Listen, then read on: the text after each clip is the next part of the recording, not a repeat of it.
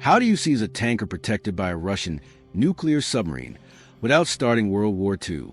On January 7, 2026, the U.S. found the answer.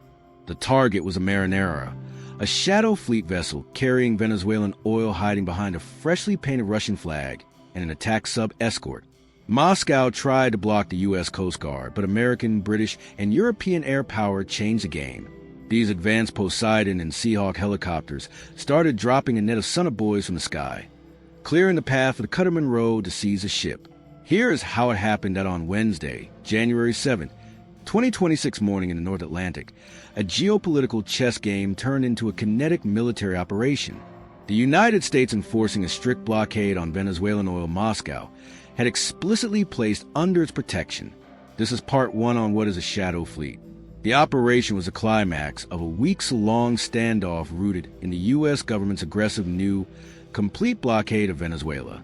The target is this vessel, originally the Bella 1, a rusting 15-year-old tanker identified by U.S. intelligence as part of the Shadow Fleet, a network of vessels used by Russia, Iran, and Venezuela to transport illicit oil and bypass sanctions.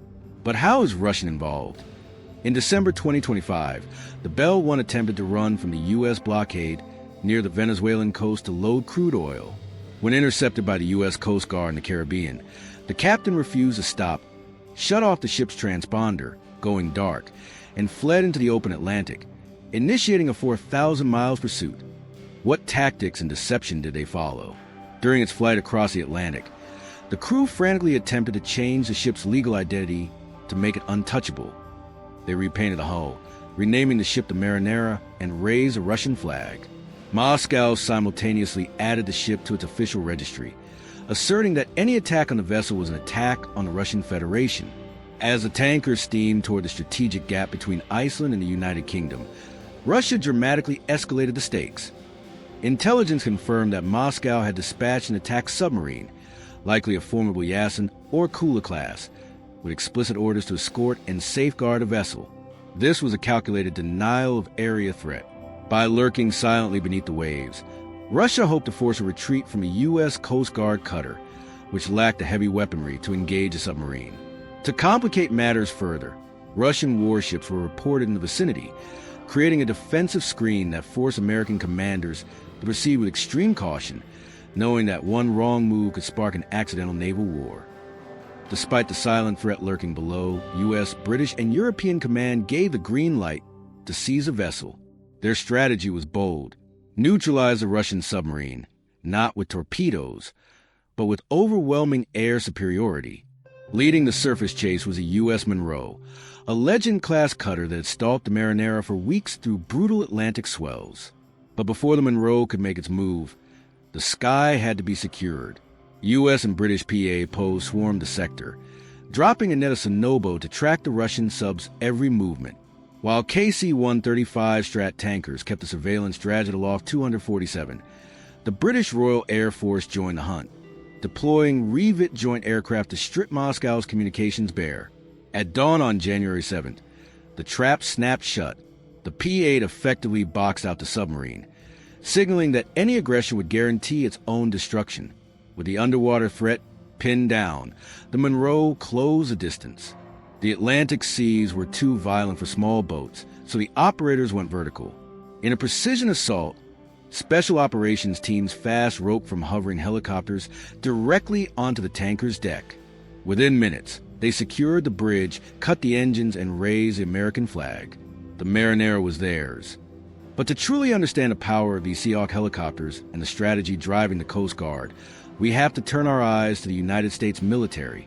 We'll also look at how amphibious warships, destroyers, and MQ-9 Reaper drones operate in a coordinated manner to create oil and drones blockade near Venezuela. The warships and destroyers act as command centers and launching platforms, deploying helicopters and pseudo-surface missiles for direct attacks. Meanwhile, MQ-9 Reaper drones provide continuous aerial surveillance and real-time intelligence using advanced sensors to locate and track targets with great precision. These drones can also carry and launch precision-guided missiles to strike vessels.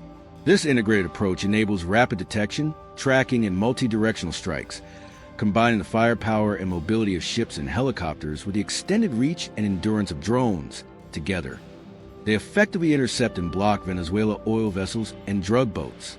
Now, let's take a closer look at the strategy and basic process of how MH-60 Seahawk helicopters are launched from amphibious warships. The operation begins in the amphibious ship's command center, where intelligence about suspicious vessel activity is gathered and analyzed. Once potential target is identified, preparations for launch begin. The M60 Seahawk takes off vertically, or with a short rolling start from the ship's flight deck. Its folding rotor blades and compact design allow it to operate efficiently in the limited space available on the ship. As the helicopter quickly climbs to an operational altitude and moves toward the area of interest, it begins its hunt for targets. But how does it hunt its target search and acquisition? Using advanced onboard radar, electro-optical, and infrared sensors, and communication links with the ship and other reconnaissance platforms, the Seahawk searches the waters for fast-moving vessels believed to be involved in narcotics trafficking. It integrates sensor data with real-time intelligence provided by drones or other assets to enhance target acquisition. After locating the narrow terrorist boat, the MH-60 Seahawk strikes with precision and coordination. It carries AGM-114 Hellfire missiles, which are advanced air-to-surface weapons designed to destroy or severely disable hostile vessels from a safe distance. Let's take a look at how these are used to hunt down fast attack boats.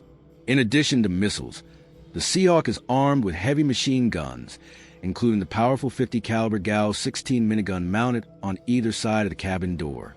These guns provide sustained suppressive fire that is highly effective at disabling smaller boats, which might evade missile strikes or in situations where missile use is not feasible. The machine guns also deliver defensive fire to protect a helicopter, enabling continuous pressure on hostile vessels during interdiction operations. Together, these weapons allow the MH-60 Seahawk to carry out swift and accurate strikes on narrow terrorist boats. Whether engaging targets with Hellfire missiles from long range or using precision machine gun fire at closer quarters, the Seahawk demonstrates unmatched versatility and dominance over maritime threats and interdiction missions. Let's take a look at how these are used to hunt down fast attack boats. In addition to missiles, the Seahawk is armed with heavy machine guns, including the powerful 50 caliber Gauss 16 minigun mounted on either side of the cabin door. These guns provide sustained suppressive fire that is highly effective at disabling smaller boats, which might evade missile strikes or in situations where missile use is not feasible. The machine guns also deliver defensive fire to protect a helicopter, enabling continuous pressure on hostile vessels during interdiction operations. Together, these weapons allow the MH-60 Seahawk to carry out swift and accurate strikes on narrow terrorist boats. Whether engaging targets with Hellfire missiles from long range or using precision machine gunfire at closer quarters, the Seahawk demonstrates unmatched versatility and dominance over maritime threats and interdiction missions. The MU-60 Seahawk helicopter holds a significant advantage in maritime interdiction missions due to its advanced anti-submarine warfare capabilities, which MQ-9 Reaper drones lack. Here is a detailed comparison highlighting these advantages. MU-60 Seahawk's advantage in anti-submarine warfare. The Seahawk is equipped with a dipping sonar system and can deploy sonar buoys to detect and track submarines underwater. Upon detection, the helicopter can launch a torpedo at the target. Once launched, the torpedo equipped with its own sonar system will actively track and pursue the submarine until it successfully neutralizes a threat. But how do these U.S. naval and aerial surveillance track the suspected drug boat for several weeks as part of an intensified anti-narcotics campaign in the Southern Caribbean? This surveillance effort combined multi-source intelligence with persistent drone monitoring to identify maritime activities linked to narrow terrorists. The vessel under observation was a 4-INE speedboat, a type specially designed for high-velocity trafficking operations. Such boats typically travel at speeds ranging from 40 to 60 knots, which is approximately 46 to 69 miles per hour. This is around 74 to 111 km/h when traversing open water. Once the boat crossed from Venezuelan territorial waters into international waters, U.S. authorities positively identified it as part of a narrow trafficker's operated smuggling mission believed to be managed by the notorious Venezuelan criminal organization Trend Era. Execution of the strike. Let us now examine how the strike was executed in detail. The MQ-9 Reaper drone responsible for the operation was most likely deployed from an amphibious naval task force operating in the southern Caribbean region. This task force included warships and Marines engaged in both exercises and active missions from which MQ-9 drones routinely conduct surveillance and precision strike activities. These platforms provide the necessary launch and command capabilities for such unmanned aerial vehicles. The MQ-9 Reaper, an unmanned remotely piloted aircraft, tracked a high-speed speedboat from above, continuously transmitting high-definition video and sensor data back to command centers and strike coordinators on the ground or aboard naval vessels. The MQ-9 has a maximum operational ceiling up to 50,000 feet and can loiter in the target area for up to 24 hours to get the endurance required to maintain precise real-time tracking of fast-moving maritime targets. After positive identification and receiving presidential authorization, the drone executed the strike by closing in on the boat. It launched a single AGM-114 Hellfire missile, a highly precise air-to-surface weapon capable of tracking and hitting fast and maneuvering targets with lethal accuracy. But how did this small missile could successfully track and hit the speedboat? Let's take a look at Hellfire missile tracking and guidance. The AGM-114 Hellfire missile is a precision weapon guided either by semi-active laser or millimeter wave radar. This means it can accurately lock onto and follow targets, even ones moving quickly on water like a speedboat.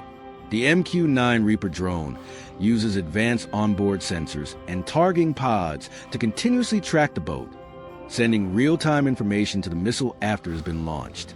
The drone's sophisticated systems can calculate the boat's speed, direction, and maneuvers, allowing the missile's guidance to predict where the boat will be and adjust its flight path to hit the target. Speed and maneuverability matching. Hellfire missiles travel at speeds greater than Mach 1, over 760 miles per hour, 1,225 kilometers per hour, which far outpaces the speed of the boat. This allows the missile to quickly close the distance and make fine adjustments during its flight to strike a moving target. The missile's guidance system is designed to compensate for evasive maneuvers by tracking the reflected laser or radar signals bouncing off the boat. It continuously adjusts for changes in direction and speed as it hones in on the target. During the final moments, the missile locks onto the boat's heat or laser signature, greatly increasing the likelihood of a precise, successful hit, even though the boat is moving fast across the water. Combined drone and missile capability. The MQ-9 Reaper's ability to maintain constant visual and sensor tracking of the boat provides a missile with necessary mid-course updates to ensure highly precise targeting. Its powerful combination of persistent drone surveillance. The missile's incredible speed and active guidance makes striking fast-moving maritime targets like the Venezuelan speedboat traveling nearly 70 miles per hour possible and highly effective. Paired with the MQ-9 Reaper drone's continuous real-time tracking enable the missile to accurately follow, anticipate, and destroy a fast-moving boat traveling at speeds up to 69 miles per hour. We also made a deep dive into the sea, air, and land components of the nuclear triad.